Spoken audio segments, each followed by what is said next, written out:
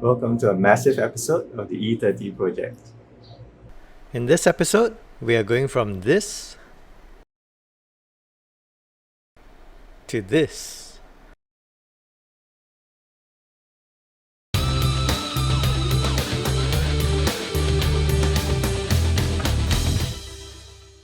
So the original E30 steering rack that came with my car was leaking all over the place, and one of the boots was completely torn in half. Instead of putting in another E30 rack, I decided to swap it with an E46 rack.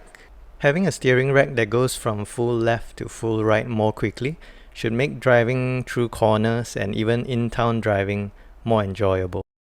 The first step in this swap is to remove the wheels and get the car in the air. As usual with this old car, a simple task turns into a big challenge, and I found a few wheel bolts which were stuck super tight. I had to try my handheld impact driver as well as a lot of penetrating fluid. Anyway, I managed to remove all the wheels, which is when I discovered these rusted out spaces behind them. Next step after removing the wheels is to detach your tie rod arms from the wheel knuckle.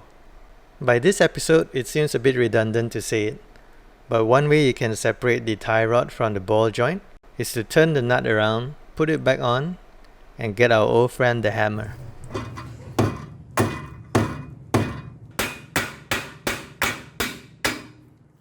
If the hammer didn't work, then you need to buy some specialized tools.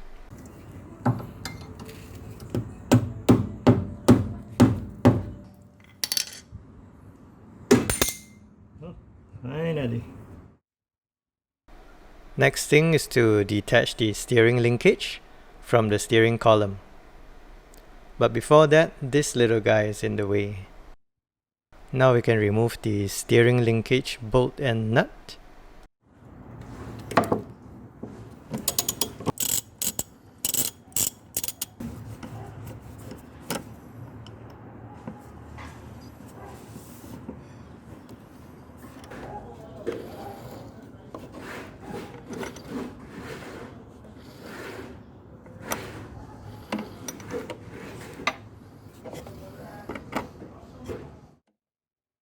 We'll have to leave the steering linkage in place for now and move on to the power steering hoses.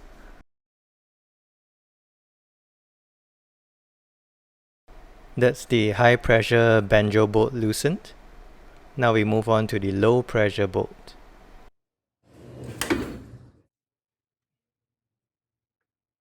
Remove the banjo bolt completely. There should be 2 crush washers, one on either side of each banjo fitting.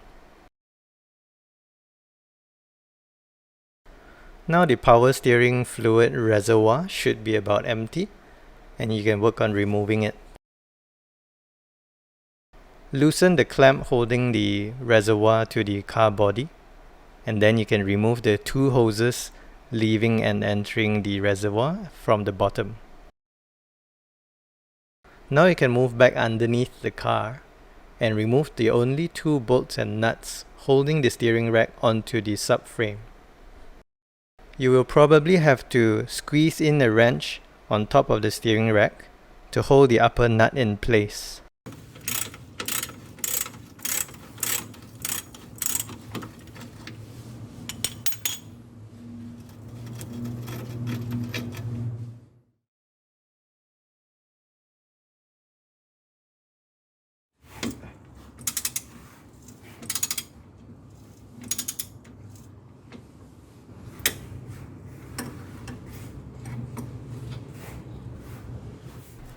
It's a very tight fit between the upper part of the steering rack and the oil sump.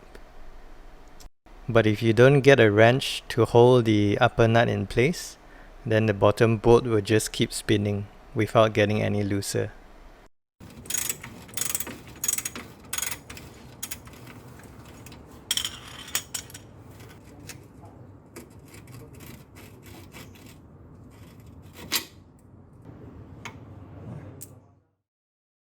Here you can see that while the steering rack is free to move, there isn't enough room for it to be removed.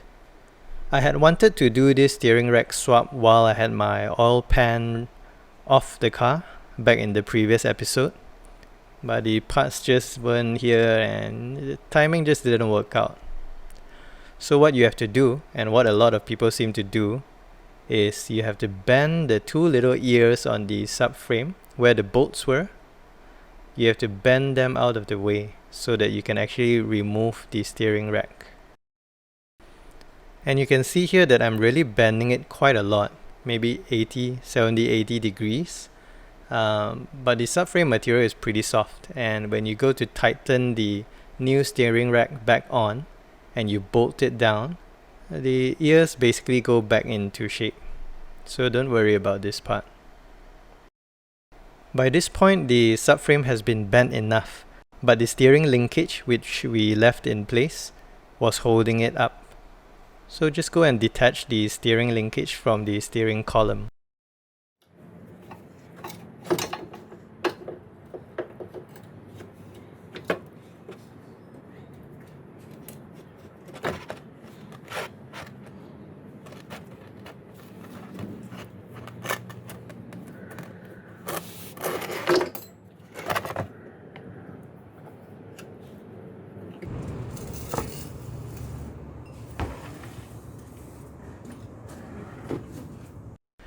And with the steering rack removed, you can now easily detach the steering linkage.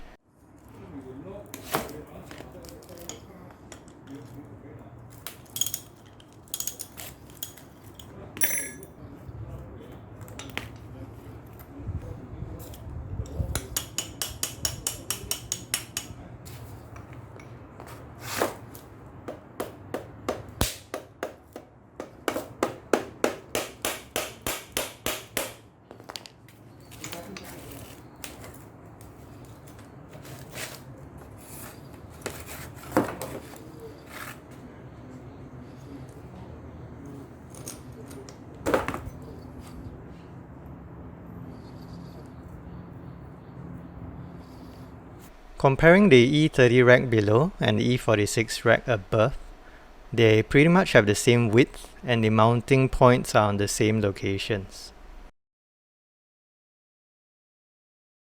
However, the E30 rack has the low pressure and high pressure hoses attaching to it on two sides of the steering column section, while the E46 rack has both of them on the far side, further from the pump.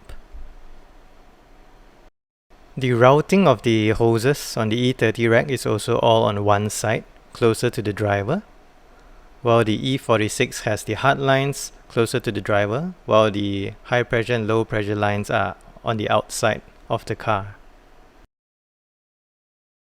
The hoses that came with my E46 rack have been cut, so I'll be keeping my E30 hoses. So I'll have to remove both sets of hoses and swap the E30 hoses to the E46 rack.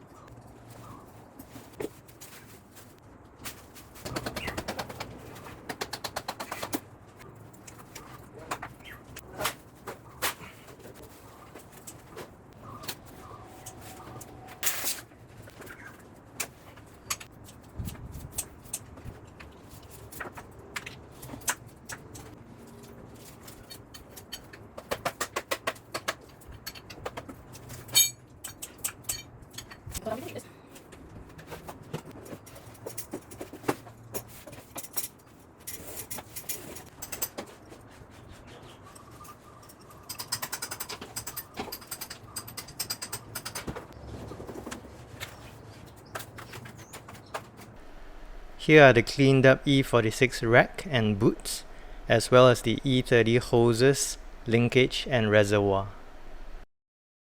As I said, I'm keeping the E30 hoses, but we also saw that the E46 hoses connect at a different part of the steering rack. So we're going to have to bend the E30 hoses to fit. Ideally, we would have a vise and some kind of proper hose bending equipment, but I don't, so we're going to have to do this a super dodgy way. Here I'm just trying to figure out how the hose is going to be bent so that it'll fit the new rack. I also figured out that since I don't have a vise to hold one end of the pipe in place while I bend from the other side, I would need to remove the hard lines from the rack so that I can attach one end to the rack and bend the other end.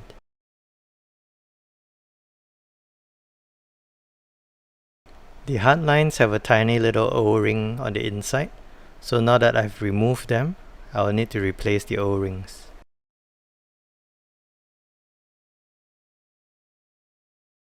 Now I'm attaching one end of the line to the rack so that I have leverage when I try to bend the line from the other end. This whole process is basically making one bend and then trying to figure out what the next step is and making the next bend and so on and so forth, and then doing some test fits. So I'm going to leave you with some music while you watch me fumble around.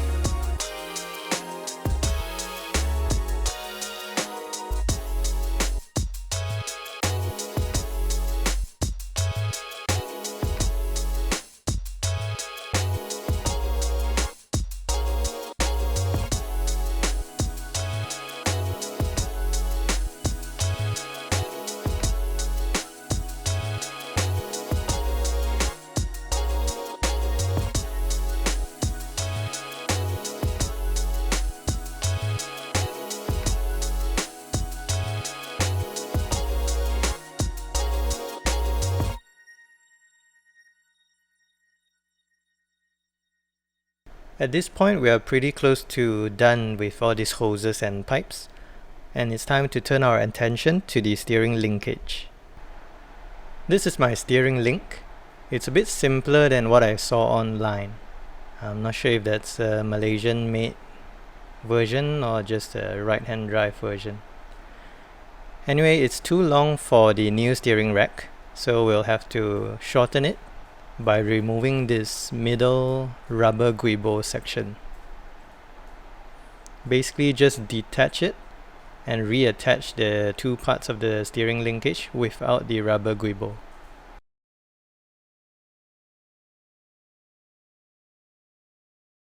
The little round sleeve in the middle will need to be removed as well, otherwise the two halves cannot fit close enough together.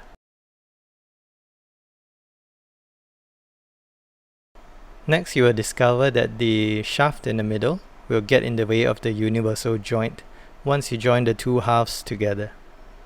So you have to saw it shorter. And make sure you don't leave the edges too sharp. And lastly, you will discover that the bolts have no threads closer to the head. So you have to swap them out for other bolts so that you can tighten it all the way. I actually added a few spacers at first because I thought that this would make the steering linkage short enough. But in the end I had to remove the spacers and tighten them as far as they would go. So learn from my mistakes and just go with the shortest from the start. Now with the shortened steering linkage attached to the steering rack that has the bent pipes and hoses, and with new crush washers and O-rings on all the lines, we can fit the whole thing back onto the subframe.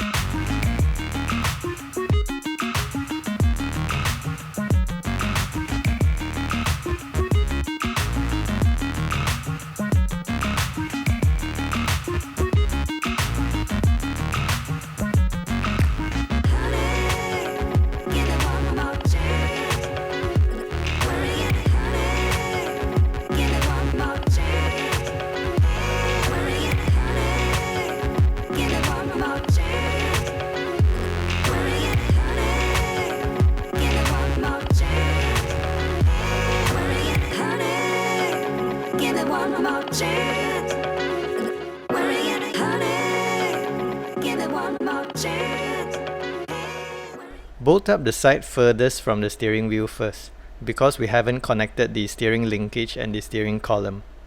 You will need to add a stack of washers to the top of the steering rack, because the new rack is shorter than the old rack.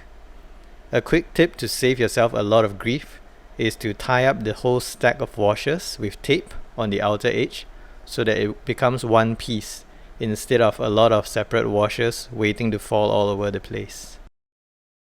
With the side of the rack closer to the steering column still free to move around, you can slide the steering linkage onto the steering column. Then go back under the car and bolt up this side of the steering rack, and then you can tighten the steering linkage.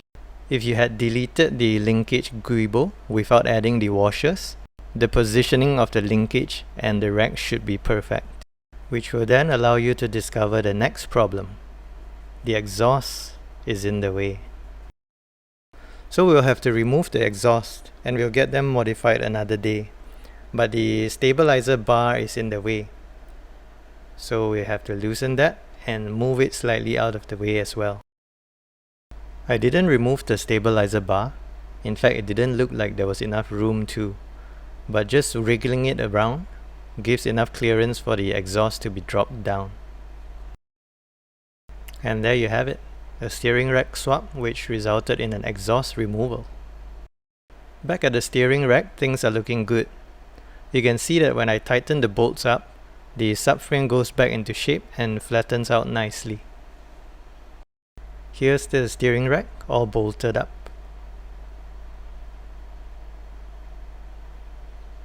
Just a few small things left to do. The rubber boots get a coating of silicone grease on the insides before we put them on.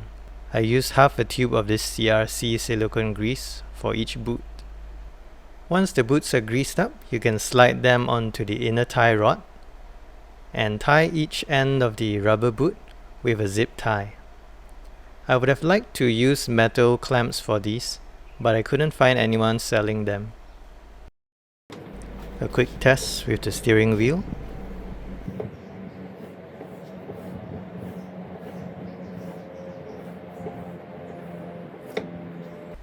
The final piece of the steering rack would be the outer tie rods.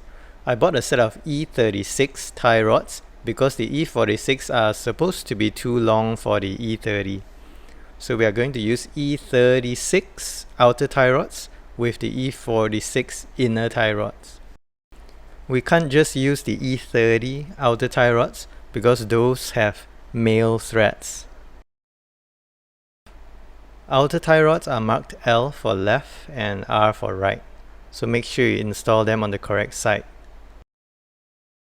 I'll do a simple alignment in a future episode, but for now I just want to get this steering rack swap completed.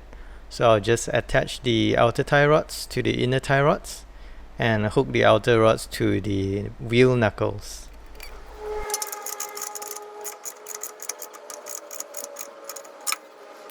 Now that all the hardware is finally installed, we can fill the system up with power steering fluid. The E30 takes Dexron 3 ATF as the power steering fluid. Fill it up and then turn the steering wheel all the way to the left and all the way to the right and all the way to the left, and repeat this a few times and you'll see the oil level drop and you might see some bubbles come up as well. Bleeding the power steering system is just that simple. After bleeding, you'll need to fill it up again and double check that the level is correct using the cap. And that's the end of the job. We've now replaced the E30 steering rack with a new E46 steering rack and bolted everything together and filled it up with fluid. Before we can take this car on the road, we'll need to put the wheels on and do an alignment. But this has been a massively long episode, so I'll leave that to another day. If you enjoyed this episode and you want to follow along on my E30 project, please give this video a thumbs up and subscribe to my channel. Bye for now.